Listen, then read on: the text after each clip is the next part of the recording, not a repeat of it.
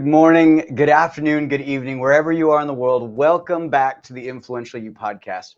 I'm Josh D'Amigo, lead faculty for Influential You and your co-host for the weekly podcast. Influential You's co-founder and CEO, John Patterson, is here as well. At Influential You, we teach you how to take charge of your career and amplify your professional influence. Since 2009, we have helped thousands of business owners, executives, and entrepreneurs become more influential, more rewarded, and more you. Today, we welcome Jeff Cady to the Influential You podcast. Jeff Cady is a longtime student of Influential You. Beginning his studies in 2018, he's completed the Fundamentals of Transaction program, Mechanics and Practice program, and is now completing the most prestigious of our programs, Mechanics and Practice 2, Planning, Strategy, Tactics, and Implementation.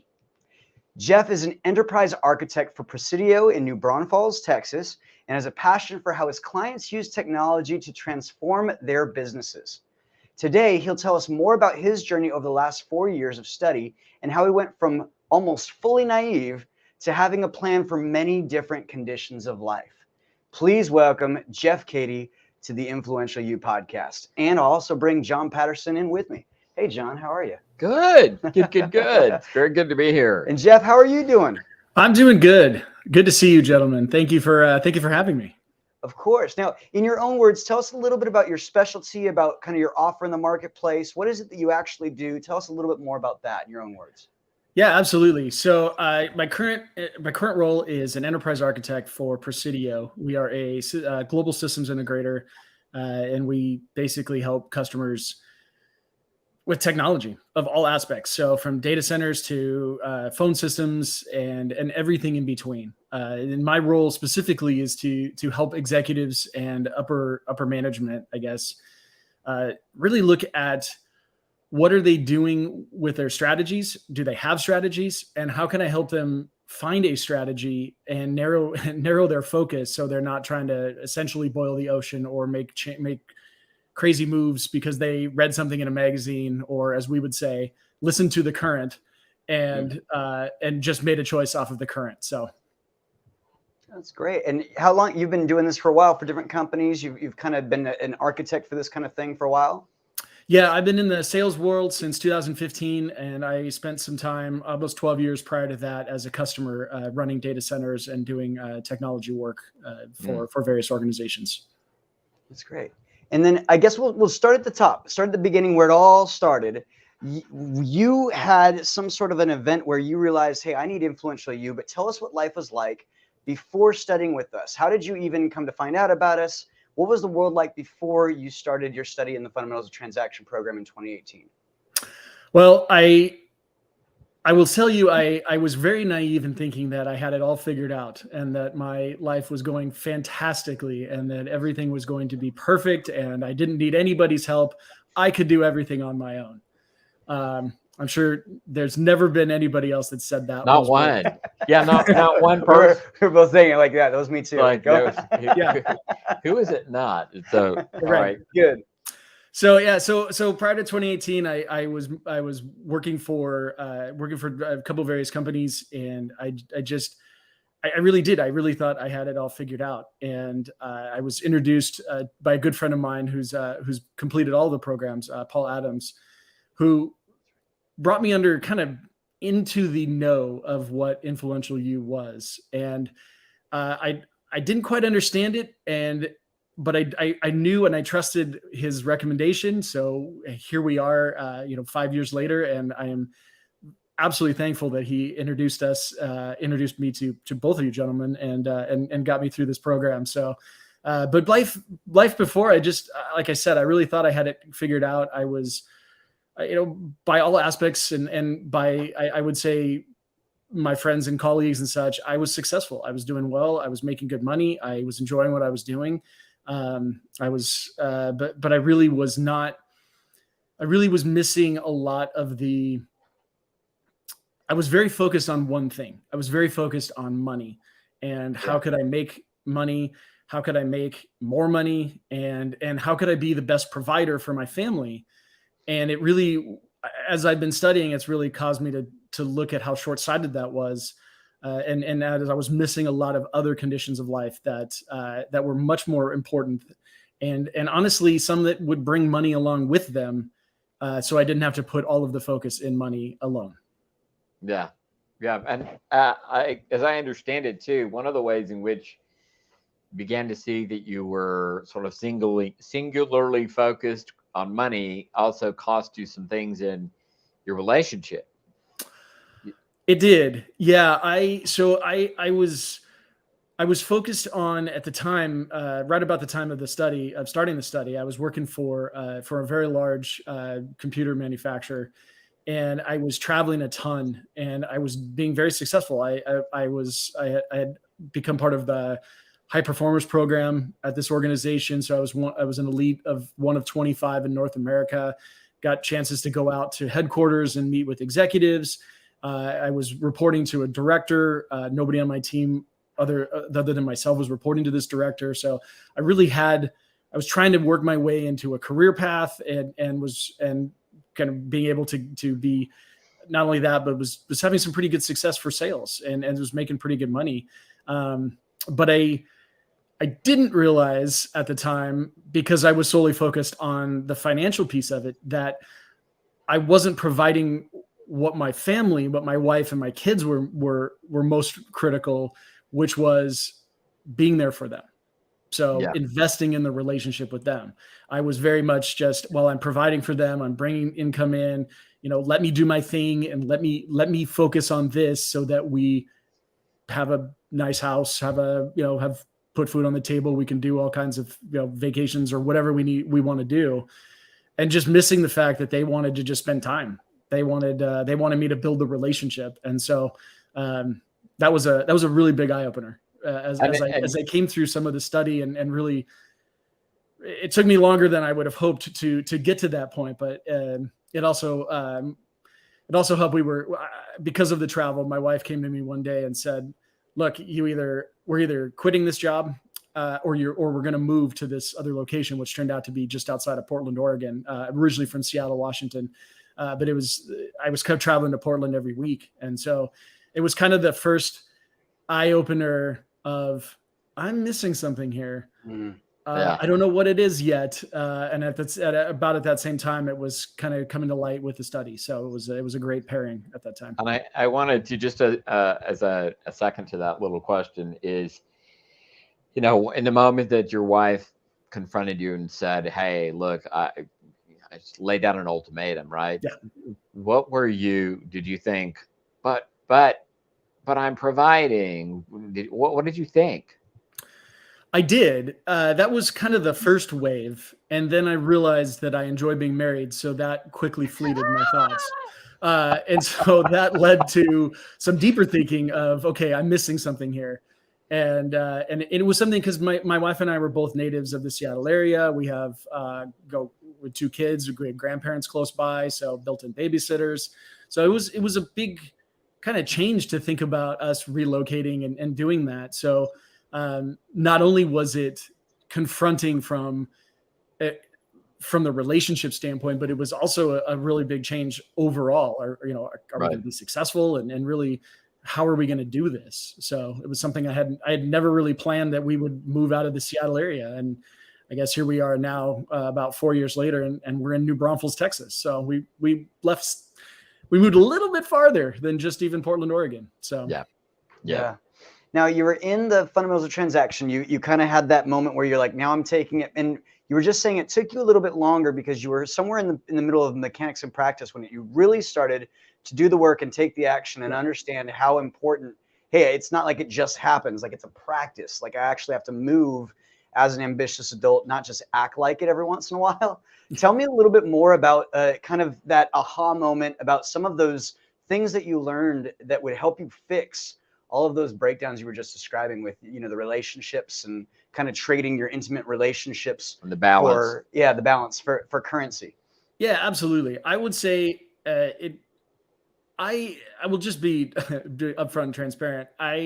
When I started the fundamentals of transaction, I had no idea how much work it was really going to take, how much deliberate practice to really be effective at understanding and being able to apply what was being taught.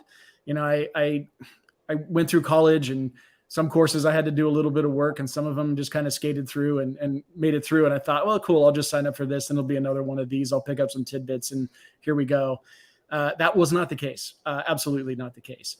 But I struggled because at the time I was traveling, when I started Fundamentals of Transaction, I did a lot of my studies from airplanes. I was traveling 100, I think the first year I traveled about 110,000 miles in the air. And I was gone almost every week. And so it was a lot of trying to make meetings from hotel rooms and trying to schedule client meetings around the Influential You meetings. And I just, I didn't put myself in an environment where I was able to really glean everything that I needed to, or everything that I possibly could out of the teachings. And it's funny because I've audited a couple of the FOT programs since, and it's so fantastic to see how much now, even though I'm in one of the senior programs, I'm getting out of just auditing and listening to some of that stuff that I missed early on in that. But to answer your question, it was about session 3 or session 4 in MAP, or the Mechanics and Practice program, where I really just, and I don't remember what exactly in the teaching it was, but there was something that just stopped me in my tracks. And it was, we were getting ready to move, and I didn't want to keep doing the same things. I felt like I just was feeling this, I'm just doing the same things. I'm trying to make this work. I'm just trying to make this work. What am I'm in a program that's trying to help me not just make things work, but to be effective at working, be effective at all of these things. So why am I not applying this to this move? Why am I not applying this to my life at this point? And so it caused me to step back and go, and that's, I guess, it caused me to step back and go, okay, I need to do some more focus here. And then it caused me to really look at, as we call the conditions of life, and understand that, wow, I'm really focused on one condition of life. And this condition of life, if I focus only on this, I'm really neglecting a lot of other really important conditions, as my wife brought to light, of relationship, which I thought, I was attributing money to fixing all of these conditions of life, and it really didn't. And so just to have that aha moment and to connect, one, helped me really focus through the rest of the Mechanics and Practice program. And number two, has really just benefited me not only in my career, but also in my marriage and in my relationships with friends and colleagues and now customers. It's really good. And I'm kind of curious. I have the benefit of having 2 performer personalities with me today. So if you're new to Influential You, we teach transactional behavior as well as a whole bunch of other stuff. And one of the things that we address is the different personalities and how they tend to show up in certain transactions. So I'm an inventor personality, and so I'm all about ideas. I know that the performer personalities are all about people. And I'm curious, Jeff, for you, and you're welcome to comment as well, but Jeff, I'm curious for you in confronting that, that you had all your attention on that one condition of life. Was there an aspect of your personality that seemed to think that it's all going to turn out because you're loved and people love you and you're sincere and well-meaning and everybody knows you like them? And was there a part of your personality that just thought sincerity would just make the day? Yes. I could say a lot, but yes, just to answer your question bluntly, yes, there was a lot of that, thinking that, oh yeah, people, I'm well respected, I'm liked, people like me, I feel like I have a good personality, people want to spend time with me, I hope. And so I think a lot of it was that it will just all work out, and that if I just keep being me and not seeking help, not changing, not doing anything outside of just being me, that it will just all work out. So yeah, really good. From kind of the most famous, philosopher that's a performer, Dory, from Finding Nemo, right? Just keep swimming, just keep swimming. And that tended to be my blanket ethic for a lot of, how I was moving. And if I just keep doing this, things are going to work out for me. and then 35 years old, no savings, spent a lot of time, in music. I got confronted with, hey, no, you need to really focus on your money, but at the same time, to be able to focus on money and relationships and be used for that value was really where I went to kind of battle. Does that do anything for you too, Jeff, or is that similar trajectory for you in the program? Yeah, I would say so. I think I didn't realize one of the big things that came out was I didn't realize the cost that I am in transactions, and that my personality, because I just feel like it's going to work out, and if I just keep plugging away, it's going to work out. I tend to go after the next best thing. So what's the most fun thing, or what's the most exciting thing that's on the table? And I didn't realize how neglectful that was of the people that I actually care about, or the situations that I care about. And it causes what I've heard lovingly called the indifference of the performer. And it's not meant to be indifferent. I don't think the performer is meaning to be indifferent. It's just, we get focused on something and then our focus changes to something else that's in the moment. We're very in the moment people. Yeah. And so we just keep going in the moment. And then all of a sudden someone will snap at us or correct us back and it causes us to go, oh, what did I do? What did I do?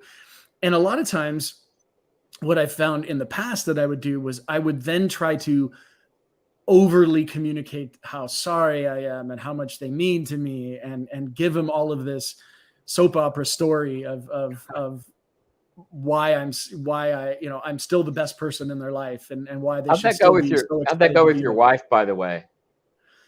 Not well at all.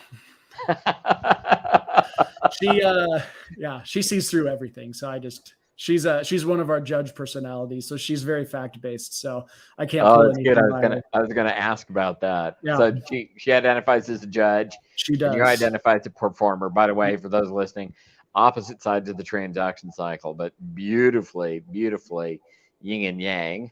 But that's great. I love that you're married to a judge who's doesn't put up with that stuff or doesn't allow it. I would sort of agree with you, John. There are days when I love it and days when I'd really wish that it would be a lot easier on me. But sure, of course. And I love the kind of talking about the assets and liabilities of the performer a little bit, because I know we'll probably talk about your aims in a second. And one of the things that, if you're just joining us, we're Jeff Cady here talking about personalities, and right now he's talking about the performer personality, kind of that affable. A lot of the qualities that you hear in the I guess the performer personality is very current driven. Hey, be positive, be authentically you, be yourself, tell people how you're feeling. Those kind of things don't always work out. In fact, it's been a thing for me that even this morning, messaging John, hey, I want to talk about a certain thing, but I also don't want to be high cost and tell him the entire story, because I know he doesn't need that long soap drama, that narrative that I love to think in. Yep. What he really just needs is, what are you facing, and how quickly can we get to the solution? What ideas can I add to this? Is that something that you learned about because we talked a little bit about the personalities. Did you find kind of the assets, liabilities, and maybe how to mitigate those, enhance those, work with your personality, with other personalities to make yourself less costly and more valuable? Yeah, I definitely did. I think there was two aspects. One was learning about the personalities, and then two was just being in study groups. So in the program, we get in study groups, and I was fortunate enough to have a couple different study groups that contained all four of the personalities. And so just being able to experience and being in a safe place where I could challenge and throw ideas out, and as I developed relationships with the people in the group, having them call me on the carpet, it's a fantastic learning tool. And I would say that it really helped solidify and bring that to me so I can recognize when I'm doing something that, oh, wow, that's a personality trait that I need to be careful of, because if I'm talking to a certain individual, like an inventor, they don't want to hear all of the story. They don't want to hear, as you said, Josh, they don't want to hear all the narrative. They want us to get to the point and make that point clear. And so I think it's helped me too in client situations of, as I'm picking up those clients and I'm meeting people for the first time, what personality are they? Can I identify that quickly? And then can I tailor a conversation? So if I'm presenting a deck on a technology that we've been talking about, and I have a couple judges in the room, then I go down to the facts. I make sure that I highlight the facts of how this is going to be impactful for their environment, how this would be impactful for them specifically. If it's a financial person and a judge, how do these dollars line up against their budgets and things? And so it's been helpful in cutting down a lot of, I would say, multiple meetings. So instead of having 4 or 5 meetings to get to the point or to get to a customer to get them excited about or ready to purchase, it's helped cut some of those meetings down. Yeah, I had something on this because I think what you're saying is so good. It allows, someone once talked, and John and I were in a meeting once, and someone said, "Oh, I don't need to focus on myself. I'd like to focus on the community, on others." And that's really what a lot of this is it's a solution for cooperation that allows you to give the same customer service, the same joy, the same wonderful performerness that you give to people, but move in a way that moves faster. When you're speeding up those transactions, those exchanges, do you find that you're doing that more intentionally all the time in all relationships? Is that why relationships you've said have been better since the fundamentals of transaction program? Yeah, I would say it's intentional, but a lot of it now has become second nature. I think being in the programs and going through this for now almost 5 years, it's become, I catch myself, and it's kind of, I get excited when I get out of a meeting and I caught myself. I'm like, oh, wow, I didn't let myself go down the performer track. I kept it on track, and I tailored to these people, or wow, this meeting was super effective and we don't need to have 3 more to get to the point. We've gotten to the point and we're moving forward. So I would say yes, but the innateness of just having that baked in now is just, and not having to think about it. I think for a while I was trying to be very intentional with these meetings and very intentional with the way I was communicating. And I think it almost became unnatural. And especially as a performer, I like to converse. I like to be someone that can talk. So I don't want my conversation to sound unnatural and robotic. And so, so blending that now to be able to have that in the back of my mind and kind of continuing to be my narrative as I go through kind of all situations has been extremely helpful. That's so good. And that it sort of leads us into you could say the current chapter of your journey. First of all, I love that you've gotten more effective, more targeted, more able to hear who you're talking to and then direct your communication towards that, more able to reduce your own cost. If you're listening, folks, if you listen to all of that, what you'll hear, and Jeff, you have to tell me if this is true, transactions go faster, they go quicker, there's less work, there's less meetings, it just goes quicker. Then he's more effective, then he makes the sale quicker and easier. So basically he makes more sales in less time. And that's a kind of fundamental point of everything that we do here. We want you to get more and more and more effective so you can make more, be more rewarded, but also do it in a lot less time. We have people here who make a lot more money, but don't work as much. So I'm curious, because you started off with how much you worked. Are you working as much and are you making more? I am working less for sure. I still have a travel component to my job, but it's much more manageable in the role I'm in. And I would say, yes, I am making more. I am making more in different areas, though, I would say. So financially, yes. And I will be making more financially as I continue to grow these transactions. But I feel like I'm making more in investing in others, and I'm seeing that capital pay off as well of building my brand. I've been at this job since February, and I took it intentionally. I laid out when the opportunity presented itself. I had a couple opportunities, and I really looked at my aims, and I was very intentional about choosing this role over the other role. because of I have a 10-year career aim and then a 5-year and a 1-year. And this role met that, where I felt like I could get to that 10-year aim in this role, where I felt like I was starting over in the other role that I had the opportunity for. And so fast forwarding that, I feel like I'm taking that approach into this role and building this brand and trying to be someone who is inclusive. And I feel there's a challenge in sales where we can do it all ourselves. It's a very me role, or it can be a very me role. And in the technology business, a lot of it is a pair. So you have a solution architect and account executive. And so it can be just the two. In the role I'm in, I'm a national resource, so I get to go into accounts anywhere in the United States, specifically right now focused on the greater Texas, Oklahoma region and such. But it allows me to drop in and then I have to build these relationships. I have to build relationships with our account executives. I have to build the relationships with our solution architects. And I have to make sure that I'm not harming a customer relationship, but I'm also building up, especially our solution architecture role. They're a fantastic team of individuals, and being able to bring them in where a lot of teams don't has really opened a door for me and has continued to grow. I have teams reaching out to me now across the country, asking me to be part of. And so I'm trying to, now I get to be selective. I'm at a point where I get to be selective. So to summarize, yes, I'm making more, and yes, I'm working less, but I'm more targeted in what I'm doing. And so it's not like I'm not just working less hours. It's that I'm working on the projects I want to work on the accounts that I want to work on. And I'm finding a lot more value and a lot more joy in what I'm doing because I'm much more targeted, which has caused me to, for the most part, work less hours in general.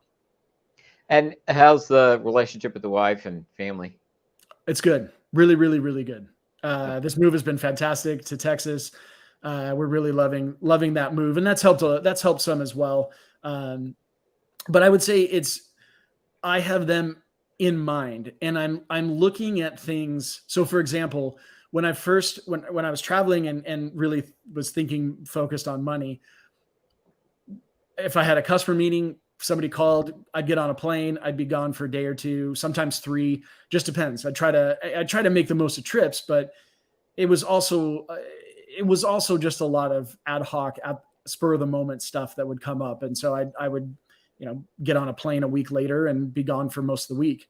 And I find myself now trying to minimize my travel time. So if I'm traveling, I'm getting up early, and if I can make it a day trip, it's a day trip. If I can stack the meetings, I stack the meetings, and I'm not afraid to say no.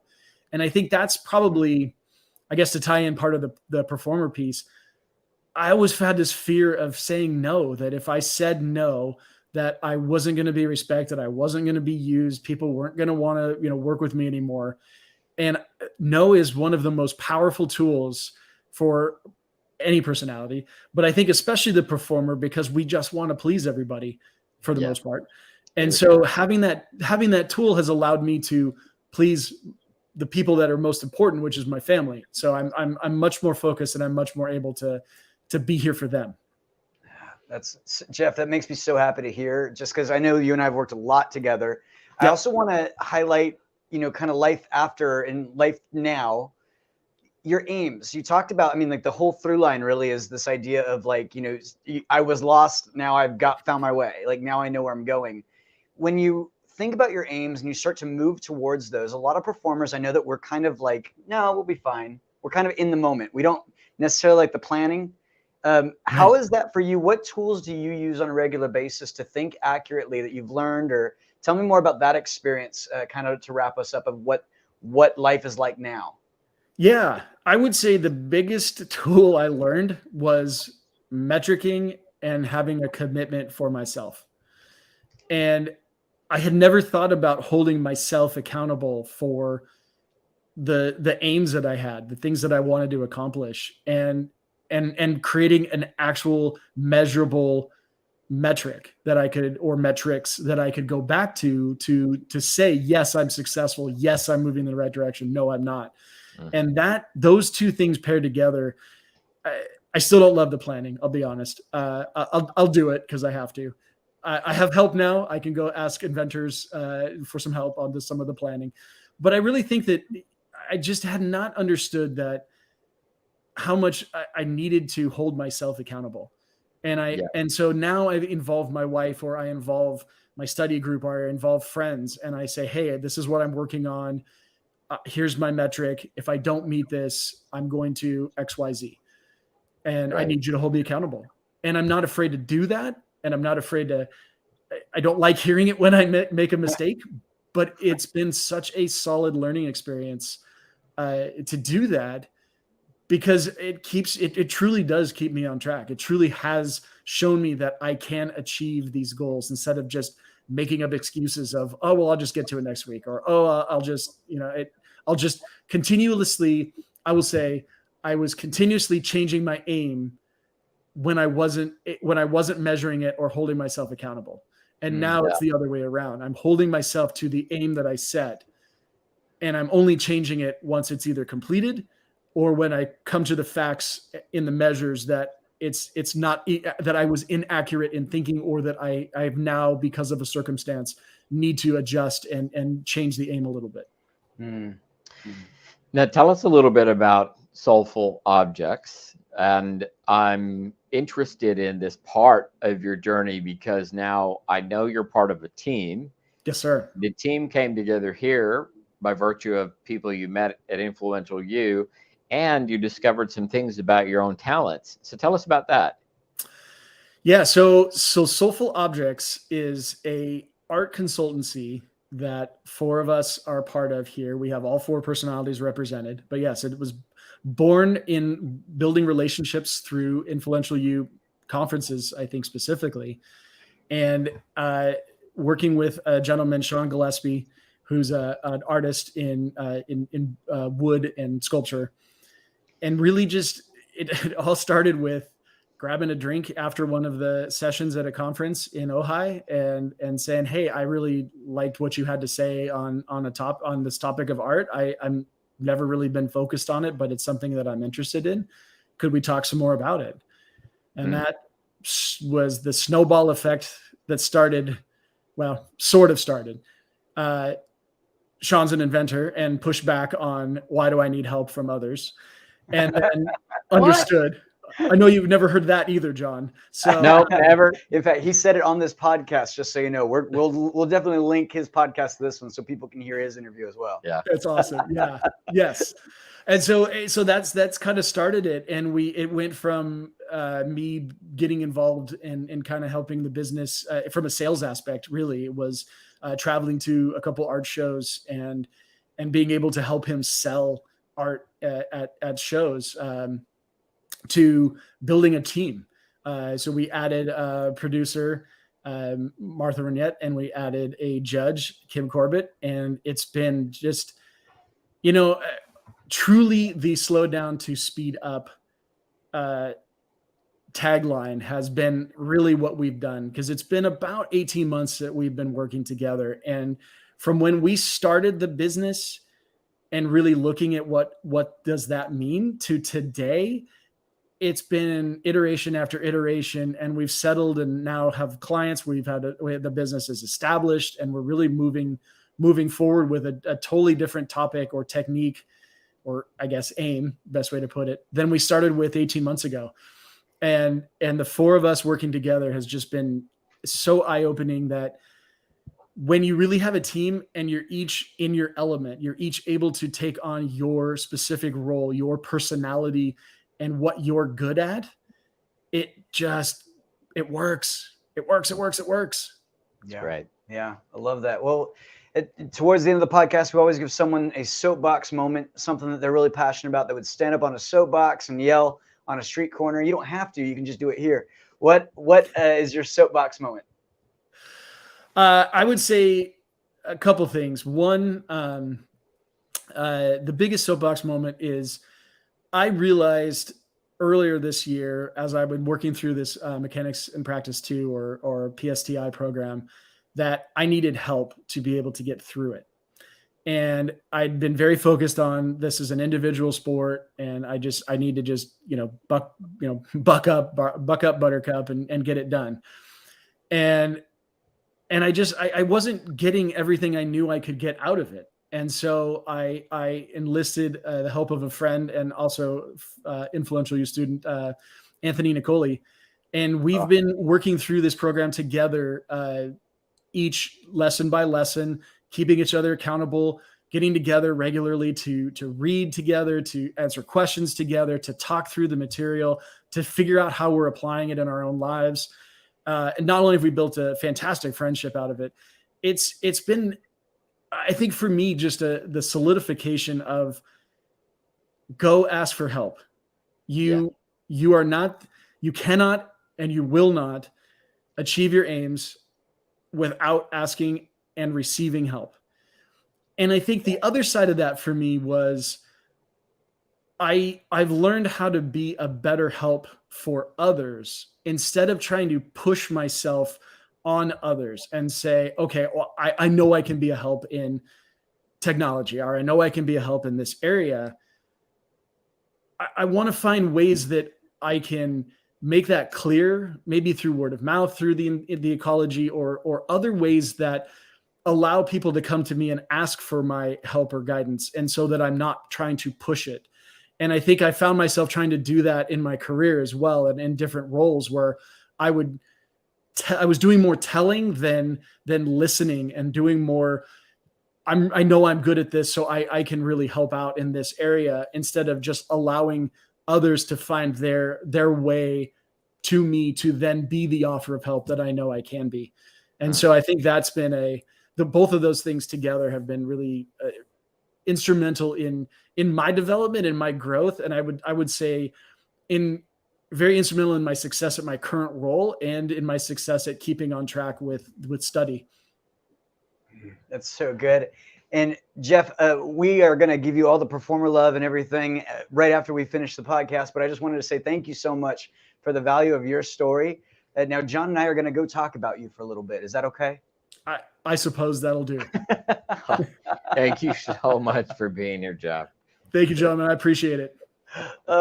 So, John, what did you hear in everything that Jeff was sharing? Well, you already know this because you've experienced this with so many of our students, but there are so many people who have a kind of singular focus on a condition of life. And, Kirkland and I call it a gateway condition.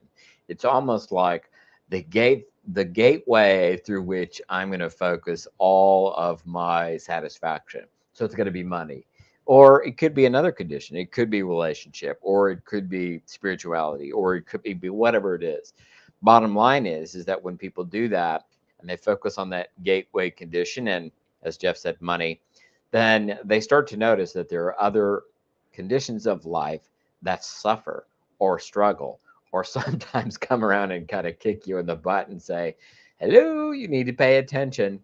So I love that Jeff, and like many of the people that participate here, have discovered that I can think about satisfaction in all 15 conditions of life and find ways to build transactions to satisfy all of them. And I think that's a phenomenal thing to hear someone tell the tale of. I'm so glad that he's, gotten that lesson. Wow. Not you. For me, it's, I get to study with Jeff all the time, and hearing the similarities in our experiences kind of kicks me in the face all the time. Like, hey, when am I focusing too much on money or currency? And that's all I'm thinking about, when I don't think about all the other conditions of life that I am satisfying, that I am working on. I love his ability to be self-aware. There's a self-awareness that's something about performers, that they're very self-aware in the sense of like, I'm good with people. Oh, I'm great with people. But the intentionality and the way that he's moving on top of that to mitigate those costs. I've always been taught be in, right out, right up, right down, right happy all the time. And sometimes that drives people insane and can be so costly when people are trying to get to work. being able to humble ourselves and realize, hey, it's not about me. It's just right now, this is not the appropriate mood for what's going on in the transaction, and making sure that I'm bringing that with me to the transaction. It's novel, I think, for a performer in many senses, because we just feel like we should be happy-go-lucky everywhere we go. Right. But when you're able to sort of fine-tune those different areas, there's so many things that he's mentioned that are going well for him. His family, his relationships, his money. He's more satisfied with where he lives. I mean, we literally could probably go through this all with a fine tooth and comb and find a condition of life in almost every area, including even spirituality, in his, what he typed to us. So to me, it's a justification that the study that I'm doing is going to pay off the same way that it paid off for him, and to keep going, because boy, sometimes it is hard to say just keep swimming, but if you know your aims, you know where you're going, it's so easy to know what to say yes to, and like what Jeff said, say no to. And that's really what I took away. That's so right. Well, that's our show for today. I'm going to take us out and tell you, if you'd like to know more about us, well, you can go to influentialu.global and explore our courses, consulting, and conferences. We offer a 4-year curriculum for those seeking an advanced experience. However, if you're new to Influential You, we recommend that you start with Thrive. It's our self-guided training. Thrive is a self-guided program that lets you learn at your own pace. Thrive members enjoy weekly live e-coaching sessions and an ever-expanding library of exclusive video lessons with our faculty, thought leaders, and industry experts. You'll get proven proprietary tools to accurately assess your career and develop a realistic strategy to achieve your aims even faster. Your membership also includes chat access to faculty, plus discounts to our transformative conferences. You can sign up today and use the promo code that we're going to put on the screen. That is the code 20OFF, 20OFF, if you're not watching us and you're just listening to a podcast. That's going to be a 20% discount on your monthly subscription. That coupon code again, 20OFF. Next week, we're going to interview Cindy Miller, and you will want to hear her story, and we invite you to come back and listen with us. Thank you so much for joining us today. Each week we stream live at 2 p.m. Pacific on our website, Facebook, LinkedIn, and YouTube, so you can easily share with others. You can also subscribe on iTunes, Stitcher, or any place that you get your podcasts. Check out our show notes for links to connect with our guests, plus links to websites, books, or special downloads we talked about in today's episode.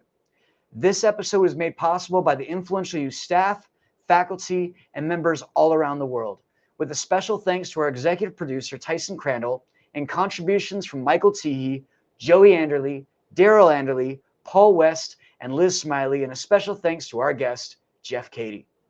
The Influential You podcast is produced by Influence Ecology, LLC in Ventura, California, and this episode was recorded on October 19th, 2022. The podcast theme is by Chris Standring, entitled Fast Train to Everywhere. And if you haven't yet offered a rating or review, I ask that you take a moment, go to iTunes or your podcast app, and let us know what you think. This helps us more than you know. We'll see you next week on the Influential You podcast.